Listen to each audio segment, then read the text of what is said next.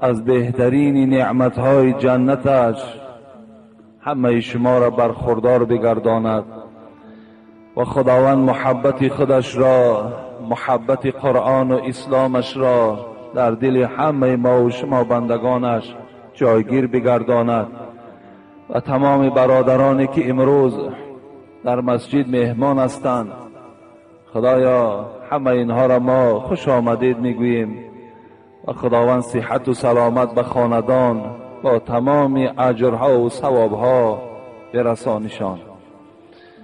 ربنا فاغفر لنا ذنوبنا وكفر عنا سيئاتنا وتوفنا مع الأبرار برحمتك يا أرحم الراحمين. قال رسول الله صلى الله عليه وسلم: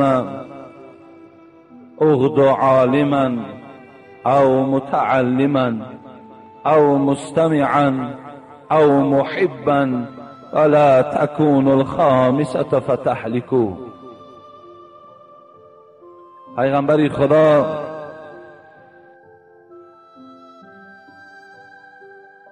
صلی الله علیه و سلم میفرماید: دوست می‌دارم یا میل دارم یا خواهش دارم که همه پیروان من عالم باشند. هر کسی که پیرو قرآن است، هر کسی که محب رسول اکرم صلی الله علیه و سلم است، حبیب خدا مراجعت دارد که دوست می‌دارم که عالم باشد، یا دوست می‌دارم که طالب علم باشد، یا دوست می‌دارم که گوش کننده عالم ها باشد، یا دوست می‌دارم که دوست دارنده عالم ها باشد. از این 4 نعمت امتان من، پیروان من باید که برخوردار باشند، و الا اگر یکی از اینها در امت من وجود نداشته باشد، پس امت من هلاک می شود. از این خاطر الحمدلله که امروز در بین ما و شما اگر عالم هم نباشیم شاید طالب علم باشیم، اگر طالب علم هم که نباشیم شاید گوش کننده عالم ها باشیم، اگر گوش کننده هم دکی وقت نداشته باشیم با دلمان عالم ها و طالب علم ها را دوست می داریم. الحمدلله که این خیلی نعمت کلانی هست که الحال یک نعمت او در شما گوش کردنش، یا اینکه در دلتان محبت، 2 نعمتش اگر عالم و طالب علم هم که نباشین وجود دارد.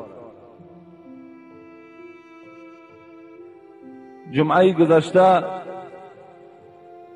که خیلی سوالهای زیاد در پیش ما بود، الحمدلله که ما یک قسمت اونها را جواب گفتیم و امروز باز خیلی سوالهای مهم و ضروری در پیش ما هست، اینها را هم جواب میگوییم و چگونه که وعده دادیم جمعه های آیندهش البته در باب زکات است و کسانی که زکات میدهند چه فضیلت دارد، کسانی که نمیدهند چه وعیدهای از طرف الله برای آن کسانی که از مالشان زکات نمیدهند خبر آمده است. انشاءالله به سمع شما میرسانیم. الحال باشد میخواهم در حال سوالهایی که هست مختصرا برای شما جواب میگویم.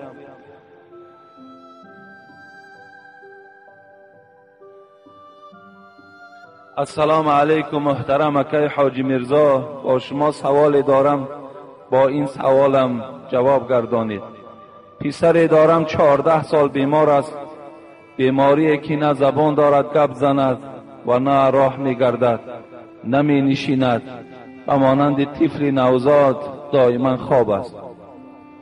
اما در این سن و سال دستش حلال نکرده است، اگر با وی یگان واقع شود با این ما ضامن میشویم یا نه ضامن نمیشویم. اگر چی ختنه نکرده هم که باشد، البته ختنه برای آدم مکلف است. این آدمی که نه زبان دارد، نه عقل دارد، نه قوت نشستن دارد، اگر مبادای از دنیا هم که گذرد، اگر دستش حلال هم که کردگی نباشد، یعنی ختنه نشده باشد، این در پدر و مادر هیچ ضامنی نیستند. السلام علیکم اکای حاجی مرزا، در کدام حالت جین در داخل آدمیزاد داخل می شود؟ این ما با یک بار دیگر هم گفته بودیم که جین در داخل انسان زمان می درآید، گفتیم یا در حالت ترس باشد، یعنی انسان وقتی که یک سخت می ترسد، همون حالت در جین ها یعنی خودشان در داخل انسان جا کرده می توانند. یعنی وقتی که اگر جین در داخل انسان که در آمد، حتمی این انسان بیمار می کند. یا در حالت شهوت که اگر خیلی شهوت انسان بلند شود، در حالتهای همون خانداری که بازن می کند، همون حالت هم جین در وجود آدم داخل می شود. یا گفتیم وقتی که شما در بسترهایی که خواب میکنین، شما عریان خواب نکنین، یعنی برای خودتان یک لباس در بدن داشته باشین. این بهتر است که شما در جایگاه خوابتانم یعنی با لباس هایی که سبک هستند و لباس هایی که شب خواب کنک داره ما و شما، اگر با این لباس ها هم اگر در همون بستر خواب ما خواب کنیم، انشاءالله این نیک است. و پیش از خواب حتمی برای هر کدام ما و شما وظیفه این است که آیت الکرسی، سوره های قل اعوذ برب الفلق، قل اعوذ برب الناس، قل هو الله اگر خوانیم و در دست هامان بدمیم و در تمام بدنمان اگر مالیم، انشاءالله دیگر جین نزدیک ما و شما آمده نمی تواند. اینا در حالت نشستن میشینیم در جاگه با پای طهارت، این آیت های، این سوره ها، این آیت هایی که گفتم اینها را میخوانین، در بدنتان میمالین، انشاءالله دیگر جین در وجود شما داخل نمیشه. یا جین در حالت گناه هم در آدم داخل میشود. میگه صاحب کتاب اگر وقتی آدم مرتکب یک گناه میشود، چی در حالت زنا باشد، چی در حالت عرق نوشی باشد، چی در حالتهایی که اگر نمازخوان باشد و نماز قصداً ترک کند، یعنی حالتهای گناه ده هم جین میتواند که در وجود انسان داخل شود. از این خاطر همین مرحله هایی که همین صورت هایی که بیان کردم، اگر در همین حالت ها شما پیشگیری کنید، انشاءالله جین در وجود شما داخل شدن میتواند. السلام علیکم استاد شیرین سخن. سوال: آیا پسر میتواند پدر خود را عاید شریعت سخن گوید در آن وقتی که پدر کار غیر شریعت را انجام میدهد و من بر خلاف کار غیر شریعت پدر خود را از شریعت سخن میگویم؟ آیا من در این عملم گناهگار نمی باشم در نزد خدا، حال آنکه من از شریعت برخوردار هستم؟ البته فرزند می تواند که پدر یا مادری که اگر از شریعت بیرون باشند، یعنی چی بی نماز باشند، چی در حالت مینوشی باشند، چی در حالت زناکاری باشند، یا چی در حالتهای یعنی یک گناه مبتلا هستند، فرزند اگر فرزندی سالم و صالح و خدا ترس باشد، حق دارد که پدر و مادر گوید که ای پدر ای مادر، من میدانم که منزلت تو خیلی بالاست، من میدانم که الله هر یک فرزند سپارش دادگی هست و وصینا الانسان بوالدیه حملته امه وهنا علی وهن. اینا من میدانم که الله سپارش دادگی است که هر یک فرزند باید که با پدر و مادرش خیلی معامله خوب داشته باشد، پدر و مادرش احترام کند، پدر و مادر باید که از فرزندها راضی باشند. اینا من میدانم، لیکن این عملی که تو انجام داده ایستاده ای، این عاقبتش خاری است، این عاقبتش عذاب است. پدر از این راحت بگرد. اگر با این طریق معامله با پدر کند، این در گناهگار نمی شود. یعنی فقط با غیر دغلانه. یعنی ما نمی توانیم که بالای پدر و مادر اگرچه در راه گناه هم که باشد اونها را سیاست کنیم، اونها را مثال سخنهای قبیح گوییم، این در حق نداریم. یعنی با طریقی خیلی نرم و ملایم، یا می توانیم که اگر یگان رفیق عالم داشته باشیم، یگان رفیقی که از خدا و پیغمبر آگاه باشد، اونا برده پدر و مادر مانه، اگر اونها نصیحت کنند با این راه ها باز بهتر است.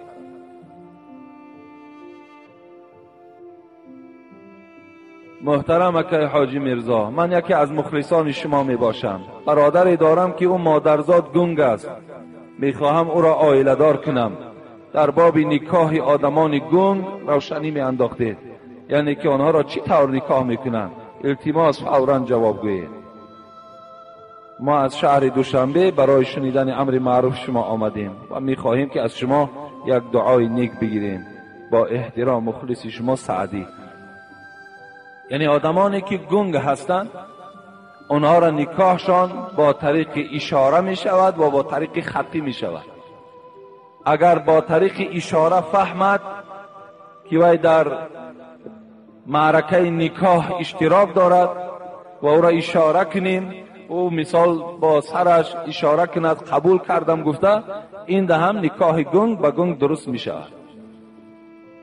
یعنی از طرف همون گنگ اگر اشاره انجام یابد صحیح می شود. یا با طریق خط پیشنهاد میکنیم که همین دخترم میخواهی نمیخواهی گفته، و اگر نویسد که میخواهم الک خودش چی است همون قبول است. السلام علیکم داملای محترم. سوالها از دوشنبه، التماس همین جمعه جواب دهید، ضرور است اگر امکانیت باشد. از قفای شخصی که ریشی او با تیغ تراشیدگی هست نماز خواندن درست است یا نه؟ مکروه میگویم. در تمام مسائل فقهی از پشت امامی که ریش ندارد نماز خواندن مکروه میگویم. از قفای شخصی که ریشدار باشد و قرائت نداشته باشد نماز خواندن جایز است. در مسجدی که امام دائمی نداشته باشد، با احترام گروه تاجران کاروان. یعنی اگر ریشدار باشد و قرائت نداشته باشد، از پس این گونه امام نماز قاری فاسد است.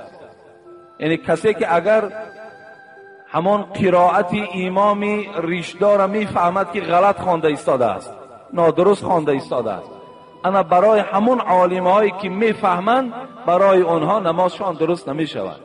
لیکن برای کسی که از قرائت او سهو و غلطی او را جدا کردن نمی تواند، یعنی گویم از اون در علمش پستر است، برای اونها نمازشان درست می شود.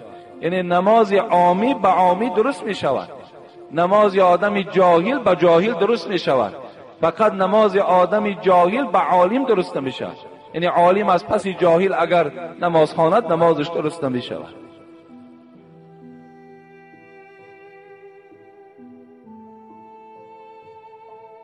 سلام برادر مهربانم حاجی میرزا، من از شهر دوشنبه مخلص شما. یک برادر نماز میخواند، فرض را میخواند و سنت را نمیخواند. سوال دادیم برای چی سنت را نمیخوانی؟ جواب داد که در جای سنت قضای گذشته را میخوانم. درست است یا نه؟ نه، درست نیست. این سنت ها سنت های هدا، سنت های تاکید شده پیغمبرند. این 5 وقت سنتی که ما در یک روز میخوانیم، اگر کسی این قصداً ترک میکند در نزد پروردگار گناهگار میشود. قضایش جدا خواندن گیرد، سنت هم میخوانی، قضایی را میخوانی. این معنی را ندارد که ما قضا را خواندیم و سنت ترک کنیم. در ترک کردن سنت الک انسان گناهگار میشود.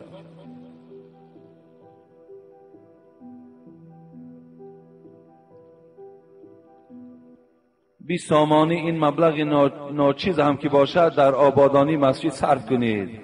نامم را در بین آدم ها نگیرید و اعلان نیز نکنید تا که ثوابش بر من رسد. با احترام خواهر اسلامی شما. مکتوب نویساندن و 20 سامانی هم برای آبادی مسجد روان کردن. بسم الله الرحمن الرحیم. السلام علیکم و رحمت الله و برکاته. یک نفر خواهر اسلامی شما با سببهای معلوم نام و نسب و نام دهه‌ام را نمی نویسم. از درگاه خداوند صحتی شما را خواهانم. خداوند علم شما را زیاده بگرداند. من دوزنده هستم، هرچند کار میکنم برکت ندارد. میگویند که با دست چپ که کار میکنی از این سبب است. یا راه کارت بستگی است، در حق ما دعا کنید. یعنی هیچ وقت این سبب نمیشود که انسان وقتی با دست چپ اگر کار کند کار او بی فیض باشد، بی برار باشد. این غلط است. فقط حبیب خدا همه کار با دست راست سر کردن در امر کردگی هستند. لیکن انسان وقتی که اگر آموخته شود با دست چپ، اینا باید در خردیش همون پدر و مادر وقتی که نگاه میکند که فرزند با دست چپ خوراک میخورد، با دست چپ همه معامله هاش میکند، همون زمان باید که باز میداشتد. وقتی وای الله که به سن سال خیلی کلان رسید وای دیگر دستی و آموخت شد، دیگر وای گردانیدن از این کار خیلی مشکل است. اگر تواند خوش به حالش، و الا نتواند این معنای را ندارد که با دست چپ کار کردن کار انسان بی فیض و بی برار باشد و کار او بستگی باشد. کار هیچ کس بسته نمیتواند. ولی بسیاری بچه ها مراجعت میکنند همین کار من بستگی هست. کار شما را هیچ کس بسته نمیتواند. هر یک مشکلاتی که در کار شما می آید شما به سوی پروردگار مراجعت کنید، انشاءالله همه کار شما را خداوند کشایش میدهد. هر یک مشکلاتی که می آید، هر یک تجارتی که داری بی‌برار است، در بالای جای نماز دعا کن، انشاءالله همه کارهای تو با برار می شود. زنی که اسلامی باشد، قرآن خوان، سطردار، 2 فرزند دارد، شوهرش در اسلام نباشد، او را نگاه و بین نکند، زن از او طلاق طلب کند، این زن نیز گناهکار است، روی جنت را نمی بیند یا برعکس. قال رسول الله صلی الله علیه و سلم ایما امرأة سألت زوجها الطلاق من غیر ما بأس فحرام علیها رائحة الجنه. پیغمبر خدا میگوید کدام زنی که اگر بی اساس بی سبب یک شوهر نمازخوان دارد، یک شوهر خدا ترس دارد، یک شوهر اصلاح شده دارد، لیکن زن بازم این قدر کردارهای خوب شوهرش ناز میکند یا فخر میکند یا تکبری میکند و از این گونه شوهر طلاق را طلب میکند، این حالت در جنت بر این گونه زن حرام گفتن حبیب خدا. لیکن وقتی که شوهری که اگر خیلی کردارهای ناخوب دارد، عملهای نادرست دارد، زن از حساب عملهای ناجایز او خیلی دلمانده می شود، اگر از او طلاق طلب کند این حالت در این زن گناهکار نمی شود. بسیار خوب می شود که اولا این زن این طلاقی که طلب می کند برای جدایی نباشد، فقط برای ترسانیدن باشد. بترساند که من با این گونه شوهر حیات بردن نمی خواهم. میخواهی مثل من نمازخوان باش، مثل من در پهلوی من چگونه ای که من تربیت فرزند میکنم، چگونه ای که من هم غم خانه و غم اسلام میخورم، تو هم باید مثل من باشی گفته. و الا اگر همین شرط ها را قبول نمیکنی من با تو زندگی نمیکنم گفته. اگر با راه های ترسانیدن باشد این بهتر است. و الا از طلاق کردن او هیچ نیکی در حیات این زنی که با صاحب فرزند از پیدا نمی شود. خیلی از طلاق کردن ما و شما اجتناب کنیم. هیچ وقت طلاق کردن هم دوست نداریم، فقط با این راه های ترس اگر پیشنهاد کنیم تا که زندگی خوب شود، تا که این مرد اصلاح شود، این حالت خیلی خوب است. اگر زن در خانه تنها باشد، بی سطر قرآن را بخواند، آیا گناهکار می شود یا نه؟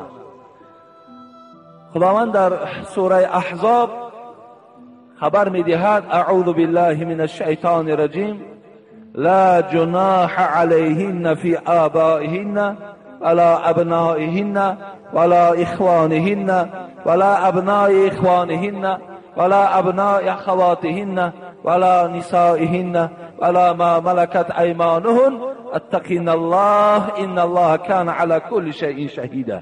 صدق الله العظیم.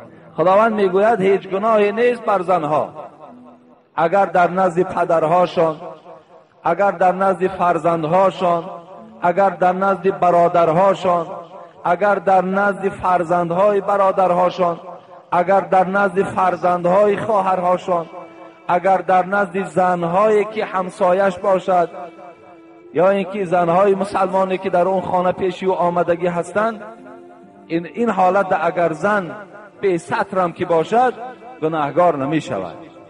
در حالت در خانه، یعنی به ستر مثل که موی سری او می تابد یا گردن او می تابد یا دست او می تابد، در خانه در پیش پدر، مادر، برادر، فرزندای او، الله در سوره احزاب آیت 55 میگوید که گناهی نیست در خانه.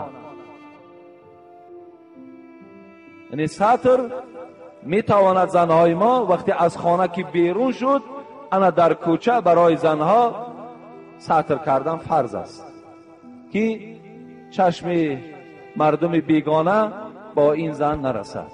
لیکن در نزد پدر و مادر و اولاد و اجدادی که در خانه دارد، نزد اینها اگر این ستری هم که کند گناهی نیست. میگوید پروردگار چند نفر را نمازخوان کردم لیکن باز نماز را ترک کردند، من گناهگارم یا آنها؟ البته آنها گناهگار هستند.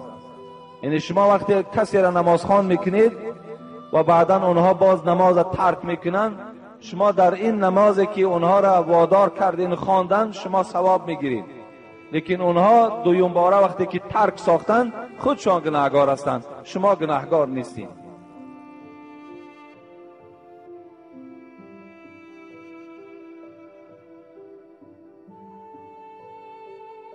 السلام علیکم اکای داملا حاجی میرزا، خواهش میکنم با من دو کلمه را معنا و مفهومش را فهمانید. من معلم هستم. این کلمه ها این است: یکم مفلیس کیست؟ دوم خرافات چی معنی دارد؟ این برادر دو کلمه را از ما میپرسد که یکی کلمه مفلیس چی معنا دارد و دوم خرافات چی معنا دارد، مفهومش. مفلیس و خرافات هر دو کلمه عربی هستند. مفلیس کسی قشاق است، فقیر است، بینوا است، هیچ چیز ندارد، او را مفلیس میگویند. حضرت ابو هریره رضی الله عنه حدیثی را روایت میکند که پیغمبر خدا گفته بوده است: اتدرون من المفلس؟ به طرف صحابه ها پیغمبر خدا گفته بوده است: آیا میدانید که مفلس کیست؟ قالوا المفلس فینا من لا درهم له ولا متاع. صحابه ها چی گفتن؟ بله گفتن میدانیم. مفلس کسی هست که درهم ندارد، یعنی پول ندارد، متاع ندارد، یعنی از مال دنیا چیزی ندارد. حبیب خدا چی گفتن؟ این من امتی، این المفلس من امتی من یأتی یوم القیامت بالصلاة والصیام والزکات. حبیب خدا گفتن نه، گفتن نیافتید. مفلس این است گفتن از امتی من که روز قیامت آدمی نمازخوان است، آدمی روزدار است، آدمی زکات میدادگی هست، آدمی 5 وقته نماز در جماعت میخواندگی است. می آید و یأتی قد شتم هذا، این آدم گفتن میارن. این آدمی که نمازخوان بود، روزگیر بود، زکات دهنده بود، راستش میکنن. این زمان یک آدمی می آید نزد الله مراجعت میکرد است: پروردگارا قد شتم هذا، انا همین نماز، همین انسانی که نمازخوان است، روزدار است، زکات میداد، در دنیا مرا دشنام دادگی بود. شکایت میکند. و اکل مال هذا، شکایت میکند، بیراه میشود. دیگر شخص میآید، الله، انا همین انسانی که نمازخوان است، روزدار است، زکات دهنده است، انا همین در دنیا مالی مرا خوردگی بود. بیراه میشود. دیگرش میآید، و سفک دم هذا، ای الله، انا همین انسانی که نماز خواند، زکات داد، روزه گرفت، در دنیا خون مرا همین ریزاندگی بود. اینم بیراه میشود. فیعطى هذا من حسنات و هذا من حسنات. پروردگار چی حکم میکند؟ این آدمانی که شکایت آمدن باید که شکایت اینها برآورده شود. الله از این آدم نمازخوان حسنات چه میگیرد؟ نیکی ها را میگیرد، به مقدار آن انسانایی که شکایت کرده بود حسنات میدهد. فإن فنیت حسناته قبل ان یقضی ما علیه. الله، پیغمبر خدا میگوید پیش از آنه که پروردگار حکم کند که این انسان نمازخوان و روزگیر و زکات دهنده دوزخی است یا بهشتی، الک حسناتش تمام بشود.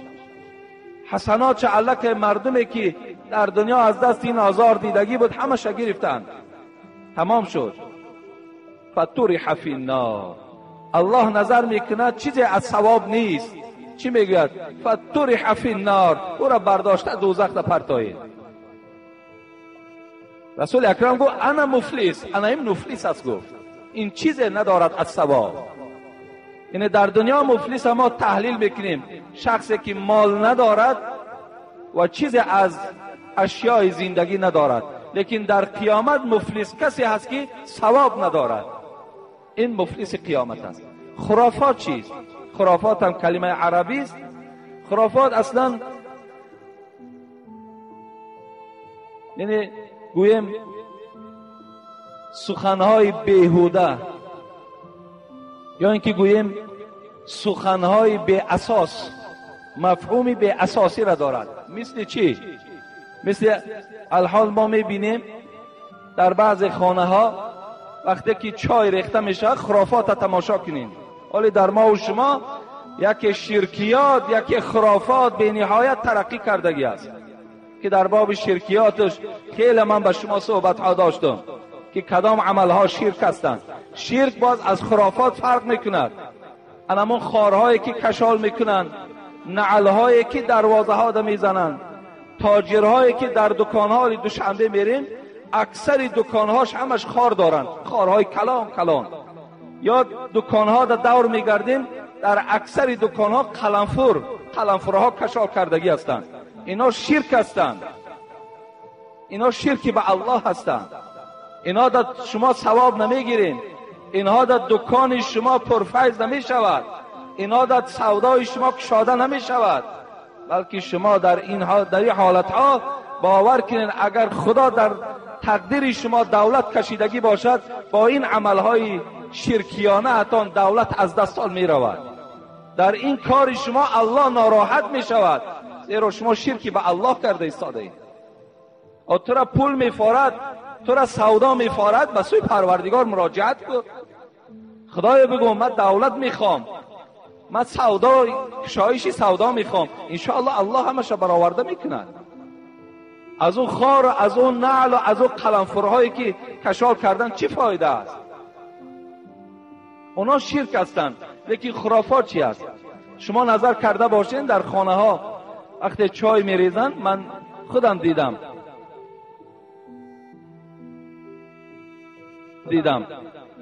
چای میریزن، بالای چای ده خف میبراید، همون خف ها را حتی به انگشتاشون میگیرن، بالای سرشون ده میمالن، میگوید انا همین همش دولت است.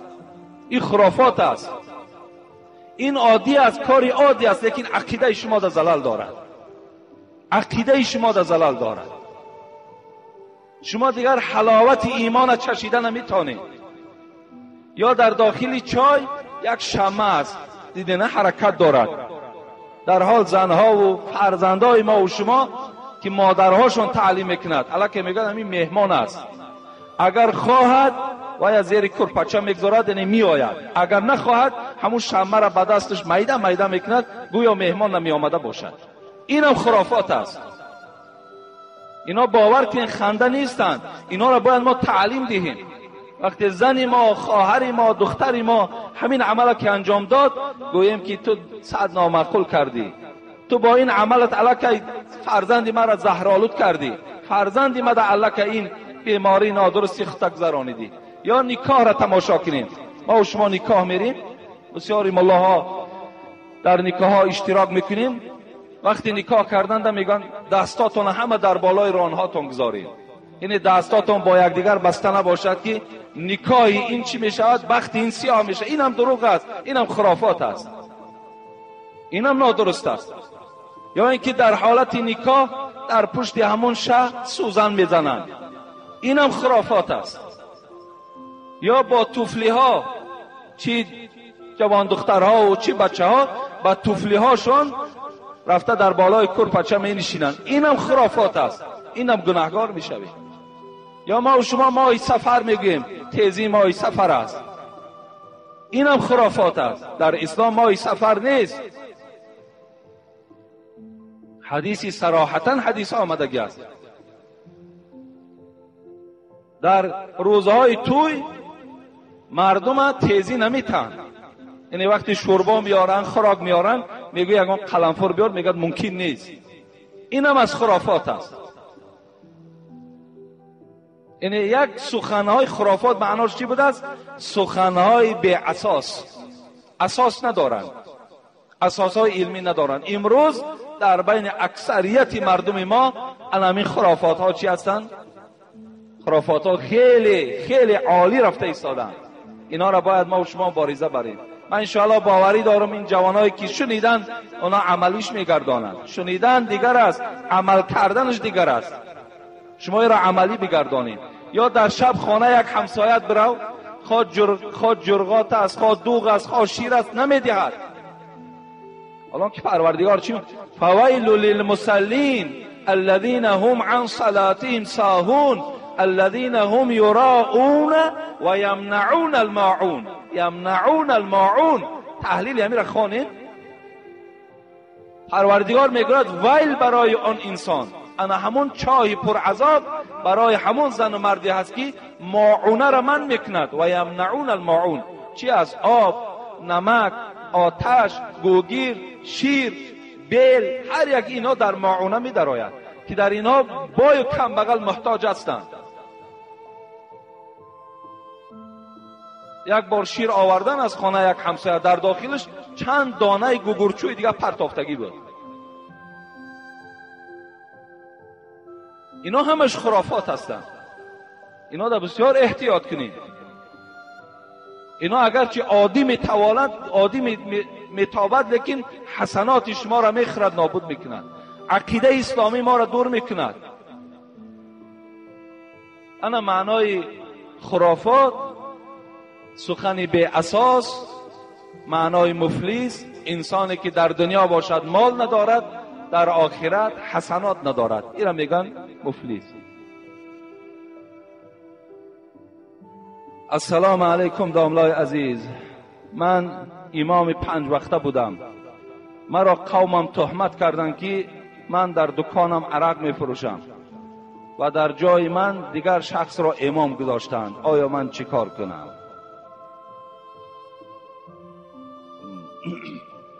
اگر امامی که عرق فروش باشد، اگر امامی که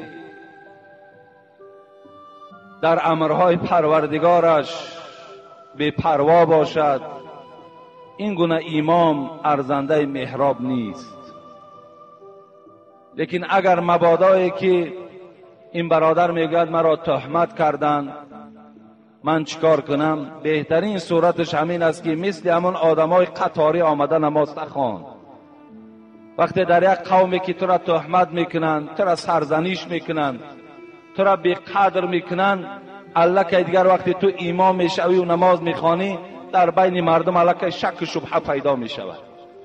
از این خاطر بهترین صورتش همین است که کسی را که همون قوم که خود اختیار کردن بگذار وای نماز مردم خواندن گیرد، تو همچون یک آدم عادی، همچون یک نمازگزار از پس او نماز خواندن بگیر. این بهترین صورتش. همین است. خواهی نخواهی البته در دوستان خدا را، ولی یک برادر دیگرم اون سوال در خانه باقی مانده است که خیلی آزارها دادند همون قوم، بس به واسطه چی؟ به واسطه که یک چند مسئله های فقهی را گفته بوده است که خیلی حقیقت دارد و همه اینا را پر را در من نویساندگی هست، لیکن به سبب که یک چند نفر دیگر در همون بین قوم بودند، دیگر تهمت ها را در پای این بیچاره پیچانیدند و او را از مسجد پیش کردند. یعنی این گونه آزارها البته وجود دارد. باید انسان مسلمان هیچ وقت راه افتاده نشود. یعنی وقتی که ما و شما اگر حق میگوییم، حق رفتار میکنیم و بعد این ملامت و عذابهای را که میکشیم، در این باید ما و شما راه افتاده نشویم، دل شکسته نشویم، زیرا که خواهی نخواهی این ملامت و این عذاب بر سر هر یک دوست های خدا وجود داشت. حضرت مولوی جنین میگوید محبان خورده صد سنگی ملامت، محبان خورده صد سنگی ملامت، تو کی میمانی ای سالک سلامت؟ تو سالک، تو انسان کی سلامت میمانی وقتی دوست های خدا چی سنگ ها خوردن، چی تهمت ها دیدن، چی عذاب ها را کشیدن. دوره های حضرت قصه یادم آمد بسیار عذاب کشیدگی بود از یک دوست خدا، لیکن چی صبرهای کرده بودن. میدانستن که این الله مع صابرین است، خدا همراه صابرین است. دوره های خلافت حضرت امیر المؤمنین عمر رضی الله عنه بود. خیلی با دقت گوش کنید و فهمید که دوستان خدا چه عذابها کشیدند، لیکن در عذابها پرطاقت بودند. دوره های حضرت امیر المؤمنین عمر رضی الله عنه بود که از طرف امپراتوری روم، که اون زمانها دو تا امپریه خیلی با قوت بود، یکی امپریه فارس ها و یکی امپریه روم. امپریه روم با سرداری هرقل بود، یعنی گرقل ما و شما میگوییم. همون هرقل امپراتور بود، سردار بود، پادشاه بود. هر روز تهدید میکرد که هجوم بالای مسلمان ها میکنم. به نهایت حضرت عمر لشکری زیاد کشید و برای نابود کردن این طاغوت، این مشرک، عسکر خود روان کرد. وقتی اینها در جنگ آماده شدند، این زمان یکی از صحابه های جلیل القدر عبدالله ابن جزافه اسیر هرقل شد، اسیر افتاد. وقتی عبدالله را پیش گرقل بردن، گرقل نظر کرد و گفت عبدالله از دین محمدی پس گرد. اگر گفت تو دین نصرانی را قبول کنی و از دین محمدی پس گردی، نصف دولتم را برای تو تسلیم میکنم. عبدالله که در وجود او لذت ایمان جوش میزد، چقدر الله و پیغمبر که دوست می داشت.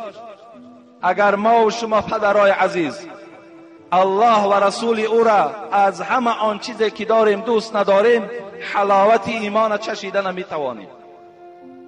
ثلاث من کن فیه وجد بهن حلاوت الایمان. پیغمبر خدا گفتند اگر در شما ای مردم مسلمان تا 3 چیز اگر نباشد، شما حلاوت ایمان، لذت ایمان نمی چشید، حس نمی کنید. ای یکون الله و رسوله احب الیه مما سواهما.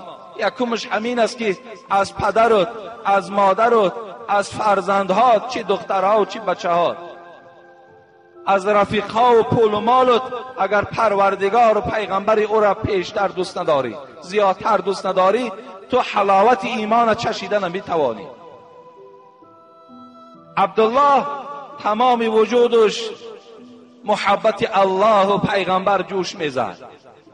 وقتی هرقل این پیشنهاد کرد و چی میدانست که حلاوت ایمان چیست، هرقل چی میدانست دین محمدی چی دین است، چی میدانست اسلام چی است. گفتی حضرت جلال الدین رومی اندرون چوب گوید کرم چوب در کجا باشد چنین حلوای خوب. این کرم چوب که همون شیره درخت میخورد از قند و عسلی بیرون که درک نداشت فکر میکرد بجز همون شربت درخت دیگر هیچ چیز لذیذتر نیست. این هرقل هم مشرک که بود، کافر که بود، چی میدانست که دین محمدی چی لذت دارد، اسلام چی لذت دارد، از این درک که نداشت. گفت دین نصرانی را قبول کن، نصف امین دولت روم برای تو تسلیم میکنم. عبدالله گفتن، ای هرقل گفتن، به عظمت پروردگارم قسم گفتن، اگر کل دولت روم با تمام اشیایی که دارد، با این پادشاهی که تو داری، اگر بر من دهی، من دین محمدی را عوض نمی کنم، هیچگاه از دین اسلام رخ نمی گردانم. جان و مادرم فدای محمد دین او باد. وقتی این صحبت هرقل از زبان عبدالله که شنید، گفت برای تو چنان عذاب میکنم که خیلی درمند میشوی. گفت هرچی عذاب میکنی، انا همین جسدی که در قبر آینده میپوسد، فقط همین جسدی مرا عذاب داده میتانی، بر روح من تو کاردار شدن میتانی. هرقل دید بسیار جسور است، در حال امر کرد و گفت از پا و دستهاش میخ کنید و در بین مردم در بالای چوب بردارید تا که مردم با نیزه و با سنگ او را عذاب کنند.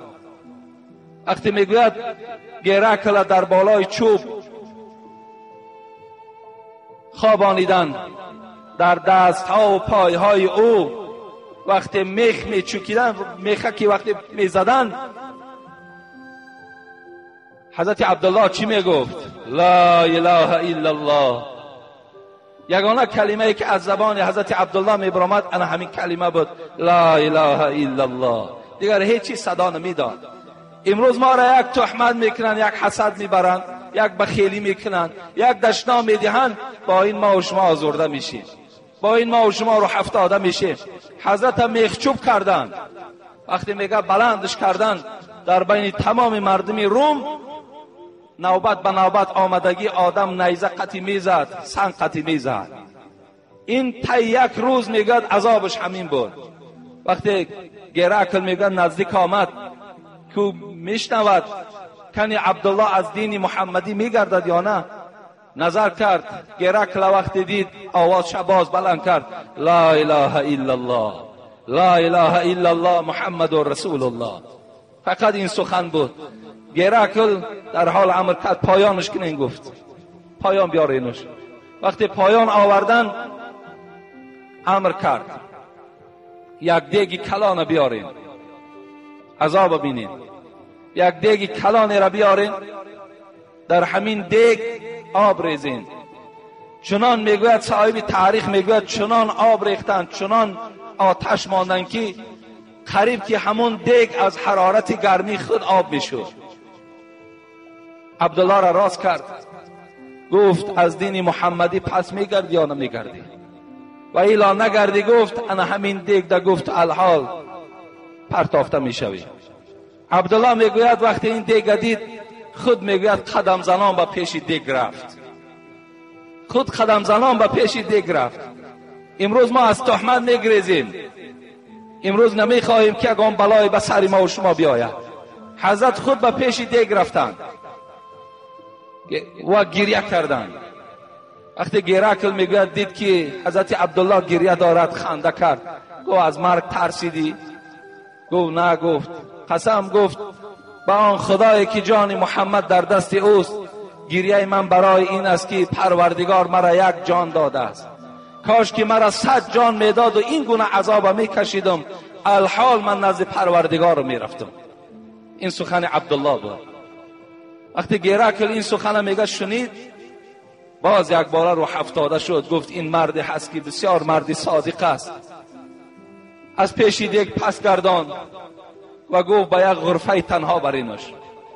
وقتی غرفه تنها بردن، یک زن فساد فاسقه رقاصه را میگد گرفت آورد و گفت در پیش وی میروی، چنان رقص میکنی، تمام بدن خود عریان میکنی، کاری میکنی که وی شیفته خودت میکنی. میگد وقتی این رقاصه پیش ای در آمد با تمام همون لباس هایی که امروز بعضی از مردم ما و شما میپوشند، از این در بدترش میگه پوشید و در پیش عبدالله میگد خودش زینت دادن میگرفت، تاب میخورد، هر گونه فتنه ها را در پیش او میکرد. عبدالله باشد میگه در بالای جای نماز میخواند. فقط کلمش چی بود؟ لا اله الا الله محمد رسول الله. الله الله، از این سخن باز نمیگشت. از بین میگوید یک روز گذشت، گرکل فریاد زد رقاصه را بیارین. گفت با همراه عبدالله. گفت چی خدمت کردی؟ گفت تو مرا پیش انسان روان کردی یا پیش یک سنگ روان کردی؟ هر چی گفت مهنت کردم، به خدا قسم گو از نمازش بیرون نمیشد، فقط لا اله الا الله کلمه داشت خلاص. عاقبت باز گرکل یک نقشه آخر کشید. نقشه آخرش همین بود که گفت 3 روز عبدالله را گرسنه مانید. 3 روز در پیش فقط شراب و در پیش در یک ظرف گوشت خوب ارده گذارید. 3 روز حضرت عبدالله میگوید این عذاب کشیدند، فقط رو به عبادت، رو به سوی الله ذکر میکردند. 3 روز بعد میآیند میبینن همون طعام، میبینن همون شراب مثل خود استادگی هست. گرکل فهمید که عبدالله بازگشت ندارد. آخران پیشنهاد کرد. ای عبدالله، گفت پیشنهاد میکنم اگر بجا بیاری گفت خلاص میشوی، اگر نیاری گفت این را هلاکت میکنم. سری مرا گفت بوسه میکنی، سری مرا بوسه میکنی. گفت من ترا خلاص میکنم. گفت البته مشرک بود، گرکل مشرک بود. الله در قرآن مشرک ها را نجس گفتگی است. حضرت عبدالله میگوید وقتی قدم به سوی بوسه زدن میکرد قبول کرد. فقط چی گفت؟ گفت ای گرکل، گفت من سری ترا بوسه میکنم زمانی که اگر تمام اسیران مسلمانی که در دستی تو هست همراه من اگر خلاص کنی. گرکل قبول کرد. میگوید حضرت عبدالله به سوی پروردگار مناجات کرد که الله گفت قسم به عظمتیت که من از ترس و از برای عذاب سر این مشرک این نجسه بوسه نمیکنم. من فقط به خاطر همین مسلمان هایی که امروز اسیر هستند و عذاب دارم به خاطر اینها گفت سر این نجسه گفت من بوسه میکنم. و روز قیامت اگر از من پرسی هم ای عبدالله چرا این مشرک سرش بوسه کردی، من میگویم که به خاطر همین مسلمان ها کردم. میگوید آمد صاحب کتاب میگوید چنان بوسه کرد که حتی گرکل حس نکرد که لب عبدالله به بالای سر او رسید یا نرسید. این گونه بوسه را انجام داد و میگوید تمام اسیرها را گرکل در اختیار عبدالله داد و رهاشان کرد. وقتی عبدالله میگوید به مدینه آمد به نزد حضرت عمر، این واقعه را همش پره به حضرت عمر حکایه کرد. حضرت عمر از جای خود خیست و گفت به تمام مسلمان ها گفت امروز واجب است که سر عبدالله را بوسه کنند. چگونه ای که عبدالله سر این یک نجس بوسه کرد به خاطر مسلمان ها، همه شما را گفت واجب است که سر عبدالله را بوسه کنید. و اولین نفری که گفت بوسه میکند این عمر ابن الخطاب است. حضرت عمر خود میگوید پایان شدن بوسه کردند و تمام آن مسلمان ها هم سر حضرت عبدالله را بوسه کردند. ببین این قدر عذاب ها را حضرت ها کشیدند لیکن تسلیم نشدند، لیکن از کلمه لا اله الا الله محمد و رسول الله پس نگشتند. یا قصه حضرت بلال برای همه شما مشهور است. وقتی که امیه ابن خلف این بدبخت وقتی حضرت بلال که به پشت میخوابانید، شما صحراهای مکه را تصور کنید. در همین بیرونه که ما و شما حرارت خیلی پست است، طاقت کردن نمیتوانیم. در مسجدی که کم گرمی دارد طاقت کردن نمیتوانیم. حضرت بلال کرتش از بدنش کشیدن، بالای قمهای همون 50 و 60 درجه عربستان خوابانیدن و در بالای شکم حضرت یک سنگ کلان گذاشتند. روز تا بیگاه همچنان خواب بود. وقتی به نزدش امیه که میرفت، آب که میریخت تشنه آب بود، آب در زمین میریخت. حضرت بلال چی میگفت؟ احد احد، خدا یک و یگانه هست، خدا یک و یگانه هست. امیه هر چی پیشنهاد میکرد قبول نمیکرد.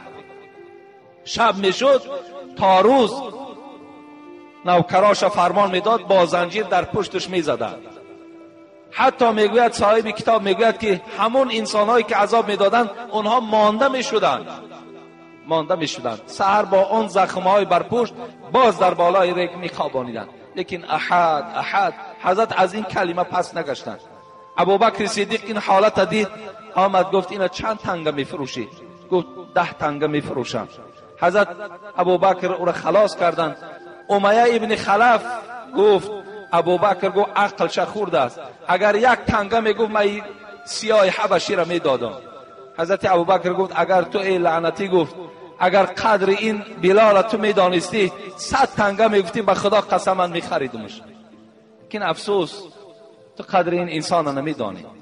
برای من هر یک مشکلاتی که به سر هر کدام ما و شما میآید، ما و شما صبر کننده هستیم. انشاءالله اینها را تحمل میکنیم، در نزد پروردگارمان ما و شما اجر خیلی زیادی را نائل میشویم. چند برادرها، من در یک مکتوب جواب اینها را پس میگردانم، چند برادرها از ما خواهش کردند که در باب نفرهایی که 2 زنه هستند، 3 زنه هستند، در باب همینها در اطراف اینها کمی صحبت کن، زیرا بسیاری از برادرهای هستند که امروز صاحب 2م زن 3م زن میشوند، زن اولایی که همراه او بود و یا دیگر فراموش میکنند، به او دیگر هیچ توجه ندارند و یا دیگر به او محبت ندارند. برادرای عزیز، خداوند در قرآن به همه ما و شما بندگانش گوشزد میکند در سوره نساء آیت 2: فانکحوا ما طاب لکم من النساء مثنی و ثلاث و رباع. الله امر میکند که هر یک مرد اینجا هر یک مرد همون مردهایی که شرایط داشته باشند، مردهایی که شرایط دارند، الله به اونها میگوید میتوانید که 2 زن 3 زن 4 زن در نکاح خود درآورید. این شاید این صحبتی مرا اگر مبادا یگان خواهر و یگان زن شنود، شاید دلی او درمند شود که این گویم یک بی حرمتی نسبت زنها می شده باشد. لیکن تمام خواهران و تمام مردمی که این صحبت می شنود، شما یقین دانید که سیرزنگی پیش از اسلام هم وجود داشت، فقط حد نداشت. بلکه در وقتی این سحر من یک تفسیر خواندم، بعضی از شخصانی بودن تا 100 زن داشتند، 13 زن 50 زن 40 زن میگرفتند. این یک مهربانی پروردگار است که حقوق زنها را برای پایمال نشدنشان، حق زنها را برای بلان برداشتنشان برای مردها چیکار کرد؟ از 4 زن دیگر زیاد اجازت نداد. زیرا وقت زن اگر 10 تا شد، 20 تا شد، 40 تا شد، اونا دیگر چی است؟ اونا را دیگر هم یک بار مرد استفاده میبرد و دیگر به اونا توجه ندارد. از این خاطر این رحمت پروردگار است که برای مردها تا 4 زن در قرآنش چی گفت؟ حلال گردانید. حتی زنها هم قدر و قیمتشان از زمانی که اسلام پیدا شد از همون زمان دیراب کردند. این آیات های قرآن، چی سوره نساء چی سوره نحل، برای ما و شما بیان میکند. خداوند در سوره نساء میگوید ولا تنکحوا ما نکح آباؤکم الا ما قد سلف انه کان فاحشه و مقتا و ساء سبیلا. این آیت دلالت میکند که زنها پیش از اسلام قدری نداشتند. خدا میگوید شما ای بندگان من، ای مردها، آن زنهایی را که پدرهای شما گرفتند شما آنها را دیگر نکاح نکنید. چگونه که مردم پیشین مادرهای خود نکاح میکردند. این را الله در قرآن گفته ایستاده است که وقتی مرد زن میگرفت، یعنی وقتی که گویم مادری او را وقتی پدرش سر کی میداد، فرزندش را نکاح کرده میگرفت. این یک قانونهای وحشیانه وجود داشت. یا اینکه سوره نحل اگر ما و شما نظر کنیم، و اذا بشر احدهم بالانثى ظل وجهه مسودا وهو كظيم يتورى من القوم من سوء ما بشر به ايمسكه على هون ام يدسه في التراب الا ما ساء يحكمون. پروردگار چی میگوید؟ الا ساء ما يحكمون. هر وقتایی که اگر با یکی از شما تولد دختره که خبر میدادند، ظل وجهه مسودا، چهره وی سیاه میشد، غمگین میشد. چگونه این که امروز بعضی از جوانهای ما و شما با آمدن دخترم که غمگین میشوند، زمانهای پیش از اسلام در میگه غمگین میشدند. این پدر چی حکم میکرد؟ یا اینکه زنده به زنده او را برده گور کند، یا اینکه او را با این عار و با این بیناموسی چیکار کند؟ پرورش کند. حضرت قیس ابن عاصم صاحب تفسیر ابن کثیر میگوید 13 دختر خدا به دستش میگوید زیر خاک کردگی است. صاحب کتاب باز میگوید حضرت دحیه کلبی 70 دختر خدا در زیر خاک کردگی است. اینا همش موضوعی بودن که قدر زن بعد اسلام پیدا شد. از این خاطر 4 زن در امر کردن پروردگار این به حرمتی نسبت زنها نیست. این حکمت هم دارد. بینن امروز حتی که حساب عماری قطعی، همین حسابایی که در تاجیکستان ما میکنن، میگوین 60% مرد است و 40% زن است. تصور کنید که 20% زنها به شوهر میمانند. اینا چیکار میکنند؟ امروز مردم غرب، یعنی مردم اروپا خواستن که همین یعنی بسیار زنگی را پیش گیرند، لیکن این بی حیایی و فاحشگی و زنا را در مردم غرب تماشا کنید. یعنی این همه وقت به ضرر جمعیت حل می شود. بودن 2 زن یا 3 زن برای مرد گناهی نیست، لیکن برادرای عزیز، در دوام این آیت الله چی میگوید؟ فَإِنْ خِفْتُمْ أَلَّا تَعْدِلُوا فَوَاحِدَةً. پس اگر شما ای مردها قوت 2 زنگی ندارین، 3 زنگی را ندارین، 4 زنگی ندارین، با یک تش کفایت کنین. شما حقوق زنها را پایمال نکنین. اذا كان عند الرجل امرأتان فلم يعدل بينهما جاء يوم القيامة وشقه ساقط. پیغمبر میگه هر وقتایی که اگر مرد 2 زن داشته باشد، لیکن در بین این 2 زن عدالت نکند، اگر اینها را خوب با اینها معامله نکند، اینها را از لباس تأمین نکند، از خوراک تأمین نکند، با اینها سخن خوب نگوید، این حالت در روز قیامت با یک طرف قاق شده از قبرش بیدار می شود. باید که البته حقوق زنها باید پایمال نشود. باید ما و شما با قدری اگر زن دویم هم که گیریم، من نمیدانم به قانونهای حاضرت چگونه باشد، لیکن اگر زن دویم هم که گرفتید شما اگر مادامی که ناپسندی کردید و همه مهر و همه گویم تصورات خودتان به زن دویم حواله کنین، زن یکم محروم کنین، این حالت شما گناهگار هستید. شما این حالت در گناهگار هستید. بعضی برادرها امروز خبرهاش می آیند زن دویم هم میگیرد، برای او خانه آماده نمیکنند، یک جا کوارتیر هم برده میشینانش. زن دویم، زن سیوم هم در کوارتیر نشستگی است. اگر شما تصور کنید که وقتی همون زن دویم یا سیومی که ما و شما میگیریم، اگر همون خواهر ما و شما باشد، صاحب 4-5 فرزند شود، و در یک کوارتیر هم در یک خانه